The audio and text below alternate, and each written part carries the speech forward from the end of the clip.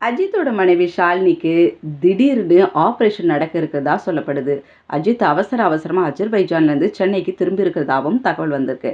இப்போ பார்த்தீங்கன்னா ஹாஸ்பிட்டலில் இருக்கக்கூடிய ஷாலினியோட அஜித் இருக்கும் புகைப்படமும் வைரல் ஆயிட்டு வருது.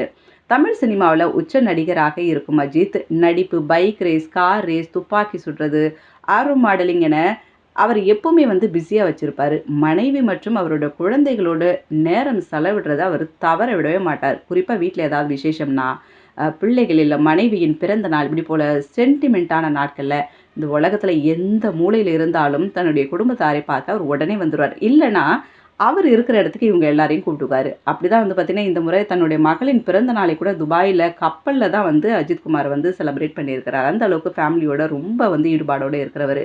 அஜித் தன்னுடைய இறுதி கட்ட படப்பிடிப்புக்காக இப்ப ரீசென்ட்டா சென்னையிலேருந்து அஜர்பைஜானுக்கு போயிருந்தாரு. அங்க 1 மாசம் காலம் படப்பிடிப்பு இருக்கும் அப்படின்னு சொல்லப்பட்டுச்சு. ஆனா பார்த்தீங்கன்னா, போன வேகத்துல திடீர்னு சென்னைக்கு திரும்பிட்டாரு. என்னன்னு பார்த்தா, அஜித் தன்னுடைய பெர்சனல் காரணத்துக்காக சென்னை வந்திருக்கிறாரு அப்படின்னு சொல்லப்பட்டிருக்கு. அதுக்கப்புறம் தான் தெரியுது, அஜித்தோட மனைவி ஷாலினிக்கு ஏதோ ஹெல்த் ப்ராப்ளம் ஆயிருக்கு.